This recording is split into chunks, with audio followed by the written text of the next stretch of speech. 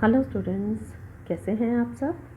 A very good morning to all of you and welcome to +2 biology class. आज इस video में हम जिस टॉपिक को पढ़ेंगे वो है loss of biodiversity. What is loss of biodiversity? It is caused by extinction, disappearance और elimination of a species from earth.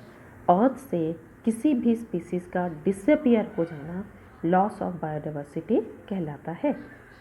Complete disappearance or extinction of a species results in complete loss of genetic information contained in it। अगर कोई एक species पूरी तरीके से disappear हो जाए या एक्सटिंक्ट मतलब ख़त्म हो जाए तो क्या होता है, उससे उसमें क्या जेनेटिक इन्फॉर्मेशन प्रेजेंट थी, उसके जीन्स कौन से थे, वो भी पूरे उसके साथ ही ख़त्म हो जाते हैं। Therefore, there is genetic erosion with loss of biodiversity। जैसे हमारे पास सॉइल इरोजन होता है, उसी तरीके से loss of biodiversity leads to genetic erosion. Now world conservative monitoring centre IUCN Red List 2004 has recorded extinction of 784 species। IUCN red list 2004 जो है उसमें उसने बताया है कि 784 स्पीसीज़ जो हैं वो अभी तक वर्ल्ड से डिसअपियर हो चुकी हैं। ये 784 स्पीसीज़ क्या क्या इंक्लूड करती हैं?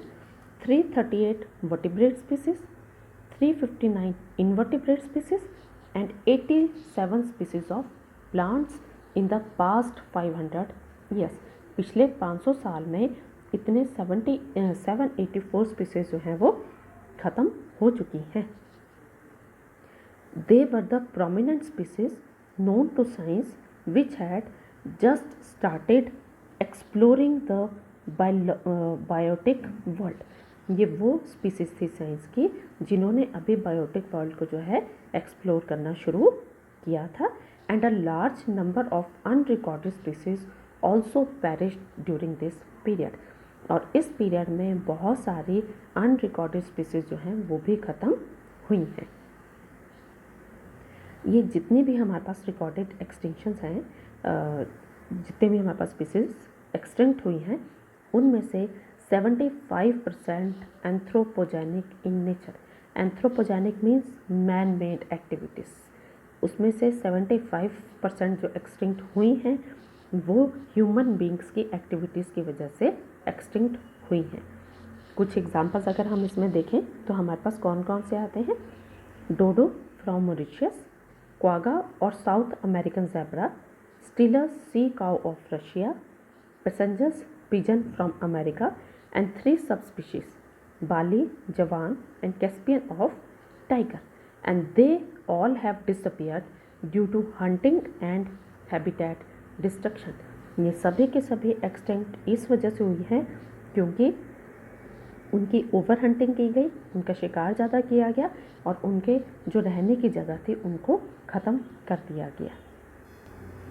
अगर हम अभी रिसेंट टाइम को देखें तो लास्ट 20 ईयर्स में भी about 27 species have become extinct and at present 12% of all bird species, 23% of all mammal species, 32% of all amphibian species and 31% of all gymnosperm species in the world face the threat of extinction। वो सभी जो है इस खतरे से झेल रहे हैं, इस खतरे को झेल रहे हैं कि वो किसी भी दिन ख़त्म हो सकते हैं। इन एक्सटिंक्शन में जो एंथ्रोपोजेनिक एक्सटिंक्शन की रेट थी that was 100 to 1000 times higher than the natural और बैकग्राउंड एक्सटिंक्शन। जितनी भी स्पीसीज नेचुरली ख़त्म हुई हैं उसमें जो ह्यूमन एक्टिविटीज़ की वजह से ख़त्म हुई है उनकी रेट 100 to 1000 टाइम्स ज़्यादा थी। Currently high rate of resource utilization by human society is reducing biodiversity at an alarming rate. Presently भी जिस तरीके से हम अपने रिसोर्सेज को यूटिलाइज़ कर रहे हैं वो हमारी बायोडाइवर्सिटी को एक अलार्मिंग रेट पे ख़त्म कर रही है। और अगर किसी जगह में बायोडाइवर्सिटी जो है वो ख़त्म होती है तो उसकी वजह से क्या क्या इफ़ेक्ट हो सकते हैं, तो सबसे पहला इफ़ेक्ट हमारे पास आता है decline in plant production. Second is lower resistance to environmental perturbations. Perturbation means कोई भी disturbances such as drought. Third, reduced availability of alternate food and other resources. And fourth is increased variability in certain ecosystem processes like water use, pest and disease cycle. अब हम देखेंगे कि जो हमारी biodiversity के losses हैं, loss हो रहा है, उसके कारण क्या क्या हैं, किस वजह से हो रहा है, कॉजेज और reasons of biodiversity losses. The accelerated rate of species extinction that the world is facing now are largely due to human activities. जैसे हम सबको पता है कि जितनी भी ये स्पीसीज़ की एक्सटिंक्शन हो रही है और इनकी जो एक्सेलरेटेड रेट है, जिस रेट पे ये, जितनी एनहांस रेट पे ये ख़त्म हो रही हैं, they are all because of human activities. हमारे पास 4 मेजर कॉजेज़ हैं इसके, जिसमें सबसे पहला है हैबिटेट लॉस एंड फ्रेगमेंटेशन. तो ये हैबिटेट लॉस एंड फ्रेगमेंटेशन जो है, it is the most important cause driving animals and plants to extinction. तो सबसे पहले हमारे पास हैबिटेट लॉस में क्या आता है कि हमारी जो पॉपुलेशन एक्सपेंड कर रही है और जो हमारे डेवलपमेंटल वर्क्स चल रहे हैं, they require more industrial area, more area for agriculture, new roads, canals, dams etcetera etcetera. And all these activities results in destruction of habitat. जिसकी वजह से क्या होता है, this destruction of habitat decreases the hiding places of animals. अगर उनके रहने की जगह जो है ख़त्म हो जाएगी, तो जिस तरीके से वो अपने आप को छुपा के रखते हैं जंगलों में या अपनी जगह रहने वाली जगह पे, वो कम हो जाएंगे. And increases the chances of their predation. उनके शिकार होने के चांसेस जो हैं वो ज़्यादा बढ़ जाएंगे, due to which species start disappearing. जिसकी वजह से कोई भी एक पर्टिकुलर स्पीसीज जो है वो डिसअपियर करना शुरू कर देती है. इसी का सेकंड पार्ट आता है हमारे पास फ्रेगमेंटेशन. तो फ्रेगमेंटेशन क्या है, it is the reduction of habitat into smaller and scattered areas. जो एक बड़ा सा एरिया है, जब उसको छोटे और बिखरे हुए भागों में बांट देते हैं, then that is called fragmentation. तो यहाँ पे जो बड़े बड़े एनिमल्स हैं हमारे पास, जैसे elephants, lions, bears and large cats, they require bigger areas to survive and reproduce. And few birds can also reproduce only in deep forest. तो जब ये वाले उनके बड़े बड़े हैबिटेट्स की फ्रेगमेंटेशन हो जाएगी, वो छोटे और स्कैटर्ड एरिया में बंट जाएंगे, तो ना तो वो अपने आप को ज़िंदा रख पाएंगे और ना ही वो रिप्रोड्यूस कर पाएंगे. And as a result the species starts disappearing.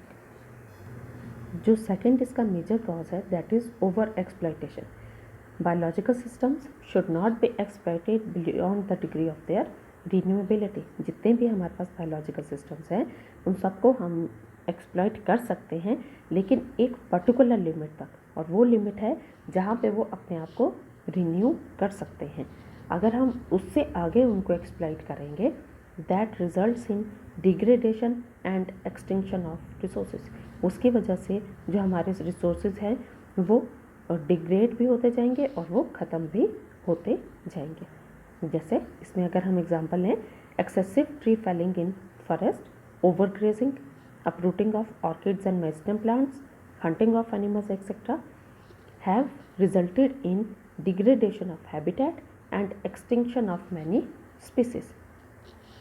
इन सभी हमारी एक्टिविटीज़ से बहुत सारी स्पीसीज़ जो हैं वो एक्सटिंक्ट हो गई है, जो क्या क्या इंक्लूड करती हैं, cheetah from India, dodo from Mauritius, Steller's sea cow from Russia, जैसे अभी हमने इसमें पहले भी पढ़ा है, क्वागा फ्रॉम साउथ अफ्रीका, और passenger pigeon from America. And a number of commercially important species of marine fishes may become endangered because they are being over harvested all over the world.